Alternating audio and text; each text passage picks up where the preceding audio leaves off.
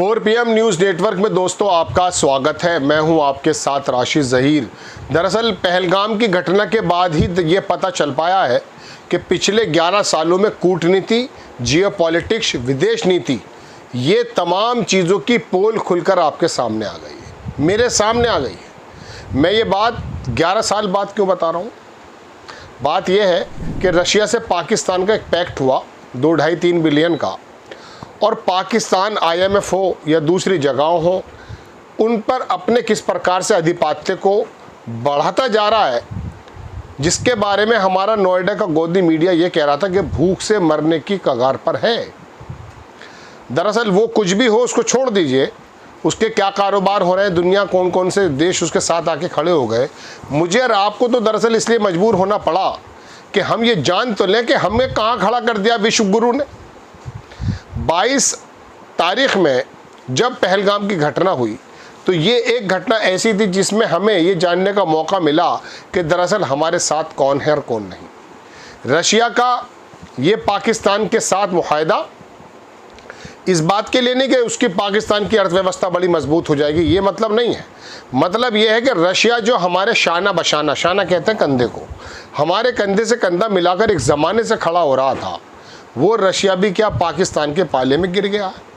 ये कूटनीति, ये जियोपॉलिटिक्स, ये विदेश नीति, आखिरकार विश्व गुरु जो इंटरनल बन रहे थे मोदी जी और बता रहे थे कि विश्व गुरु बन गए हैं, ब्रिक्स का एक ऐसा सम्मेलन, एक ऐसा आयोजन कर दिया कि पूरी दुनिया को पता चला बड़ा पैसा है साहब इनके पास। सबसे ज़्यादा फकीर जो है हालातों से गुजर रहा है, कौन गुजर रहा है मैं अपने मुंह से शब्द नहीं कह सकता, लेकिन सबसे ज़्यादा पैसा खर्च ब्रिक्स में अगर कोई कर रहा है तो भारत कर रहा है, मोदी जी कर रहे हैं।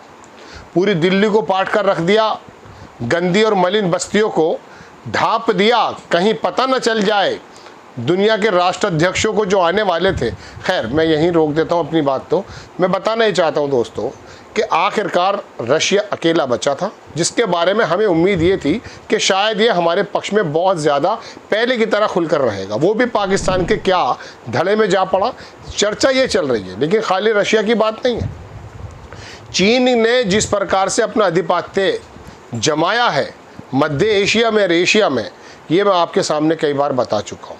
हमारे हालात तो बांग्लादेश से भी बिगड़ चुके हैं, नेपाल से हमारे मामला ख़राब है, म्यांमार से हमारे, भूटान से हमारे, मतलब ईरान का अगर विदेश मंत्री यहाँ आ रहा है तो पहले तो उसको मना कर दिया जाता है मेरी जानकारी के अनुसार।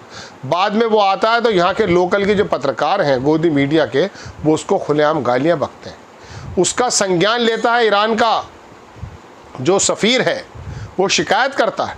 बहरहाल दोस्तों बात यह है कि अमेरिका और पूरा यूरोप हमारे साथ कितना खड़ा है, अंदाज़ा इस बात से कीजिए कि हमारे विदेश मंत्री जयशंकर साहब ने यूरोप को बाकायदा धकियाते हुए, डांटते हुए कहा कि हमें आप ज्ञान न दें, आप स्ट्रेटेजिक रूप से अगर हमारे साथ खड़े हैं तो बताइए, वरना हमें प्रीचर की ज़रूरत नहीं है।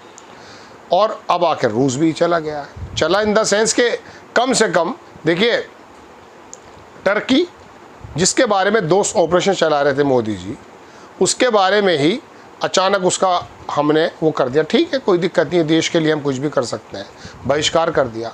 टर्की ने बेड़ा भेज दिया, चीन ने अपना लॉजिस्टिक दे दिया, अपने विमान दे दिए, अपने बमबारी के सामान दे दिए, है ना। ईरान और सऊदी मुल्क जो हमारे साथ खड़े होने चाहिए थे, वो पाकिस्तान के साथ खड़े हैं। अब आकर रशिया भी, तो पता ये चलता कि इन 11 सालों में जो कूटनीति के बारे में बताया जा रहा था, और ये दुनिया को नहीं, हमारे यहाँ भारत के लोगों को ये बताया जा रहा था विश्व गुरु बन चुके हैं। मोदी जी जब जाते हैं तो डायस्पोरा जो है पूरा इकट्ठा हो जाता है। उस डायस्पोरा के अंदर भी कितना कन्फ्लिक्ट पैदा हो गया है, इस बात का अंदाज़ा भी आप इस बात से कर सकते हैं कि राहुल गांधी जाते हैं तो अलग डायस्पोरा होता है, मोदी जी जाते हैं तो पेड डायस्पोरा होता है। बाकायदा कई रिपोर्टें आ चुकी हैं, हम अपने मुंह से नहीं कह रहे हैं, पहले हमने पढ़ा है कई जगह। तो वो डायस्पोरा के अंदर भी मोदी मोदी मोदी कर दिया। अब ट्रम्प जैसे नाम की जो ये मुसीबत हमारे देश पर आई है, और ये बार बार मोदी जी की वो जो कूटनीति थी, पहले ट्रम्प की सरकार बनाए जो बनी नहीं, बाइडन को बनाना मुश्किल हो गया, हीरे देने पड़ गए उसकी वाइफ को। अब आकर जब ट्रम्प ने कहा इस इलेक्शन में कि मेरा फ्रेंड मेरे साथ पास आ रहा है, उससे मिलने नहीं गए। फिर क्या हुआ, अब ट्रम्प ने अपनी पूरी दुश्मनी पर उतर आया। उसने जो टैरिफ लगाए हैं उनको छोड़ दीजिए, बार बार पाकिस्तान के साथ खड़ा हो जाता है। दुनिया जानती नहीं है कि पाकिस्तान के अंदर जो क्रिप्टो करेंसी का कारोबार फूल रहा है, उसके बेटे के दोस्त के वहाँ पर बाकायदा बांग्लादेश में और पाकिस्तान में जाकर की जो गतिविधियाँ हैं वो आपको नज़र नहीं आ रही। आप देश चला रहे हैं, पार्टी चला रहे हैं, आरएसएस का मुख्यालय चला रहे हैं, क्या चला रहे हैं? देखिए दोस्तों, बात यह है कि ये एपिसोड बनाने की जो प्रेरणा है वो तो वाकई रशिया की बात से आई है, लेकिन जब मैं गौर करता हूँ, और आप भी गौर कर लीजिए कि पूरा यूरोप इस कन्फ्लिक्ट के बाद हमारे साथ खड़ा था क्या? मध्य एशिया का कौन सा देश हमारे साथ खड़ा था? अमेरिका क्या हमारे साथ खड़ा था? 24 घंटे पहले वो ये कह रहा था कि नहीं, मेरा इस कन्फ्लिक्ट से कोई मतलब नहीं है। उनका तो कई हज़ार साल से, अरे पाकिस्तान बना 47 में है, कई हज़ार साल से कन्फ्लिक्ट चल रहा है। बात यह है दोस्तों कि ये रशिया का पाकिस्तान का लामबंद कर लेना, ये छोटा मोटा 2, 2.5, 3, 4, 5 मिलियन का ये धंधा नहीं है। बात यह है कि किस समय में रशिया ने आकर के पाकिस्तान के साथ खड़े होने का काम किया है। अब ये हमारी कूटनीति है। विदेश मंत्री जब भगवान जो है हनुमान की बात करने लगेंगे और हमारे प्रधानमंत्री जी बाकायदा ये बताने लगेंगे देश को और यूरोप को कि देखिए हम ही विश्व गुरु हैं, तो जाहिर सी बात है इंटरनेशनल मीडिया को हम नहीं साथ थे। न्यूयॉर्क टाइम्स में अगर कोई रिपोर्ट छप जाए तो उसको गालियाँ पकड़ने लगता है हमारे यहाँ का गोदी मीडिया भी और हमारे यहाँ के भक्त। पाकिस्तान ने पूरे के पूरे इंटरनेशनल मीडिया को फेस किया है, और हमारे यहाँ कोई रिपोर्ट आ जाए तो हम पूरे यूरोप को अपना दुश्मन बनाने लगते हैं। आखिरकार क्या वजह है दोस्तों कि पहले नेहरू जी के समय में जब हमारा गरीब देश था, बहुत ज़्यादा तो कामयाब आज भी नहीं है, लेकिन उस समय पूरी दुनिया में हमारी इतनी इज्जत क्यों थी, और आज मैं ज़िल्लत की बात तो नहीं कहूँगा लेकिन अलग थलग से क्यों पड़ा है? वजह उसकी ये थी कि हमारा अपना एक अलग स्टैंड हुआ करता था, एक डेमोक्रेसी को लेकर के जो हमने अपना चेहरा बनाया था। दुनिया को बड़ा शक था कि ये आज़ादी के बाद डेमोक्रेसी चलेगी कैसे, लेकिन पता चला कि महात्मा गांधी के सिद्धांतों पर नेल्सन मंडेला चल रहे हैं।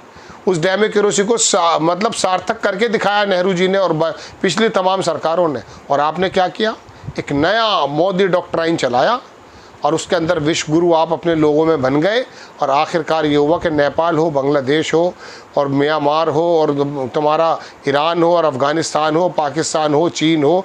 हद ये है कि जो ये तुम्हारा आसियान जो कंट्रीज़ हैं इनके बारे में भी कुछ ऐसा नहीं आपने कहा। यूरोप हमसे अलग पड़ा है।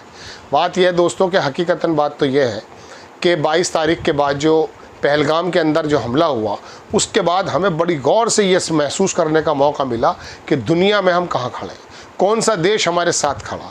कोई तैयार नहीं था। एक इसराइल को मान लीजिएगा, दूसरा मान लीजिए वो TTP, अगर मान सकते हैं तो शायद वो हमारा जो है थोड़ी बहुत अखबारों में सुना था हमने, जो पाकिस्तान से लड़ रहे हैं बलूचिस्तान वाले, उनके बारे में तो आप कह सकते हैं, वरना दुनिया का कोई मजबूत कमज़ोर ऐसा देश जो इंडिपेंडेंट है वो हमारे साथ नहीं खड़ा हुआ। ये है असल कूटनीति जो मोदी जी की 22 तारीख के पहलगाम हमले के बाद निकल कर आई है, लेकिन आपको तो कहीं और गुम कर रखा है। आपको खबर कैसी लगी अपनी राय कमेंट्स बॉक्स में ज़रूर दीजिए। चैनल को सब्सक्राइब कीजिए, शेयर कीजिए। नेक्स्ट टाइम मैं किसी खबर के साथ हाजिर होता हूँ। जय हिंद।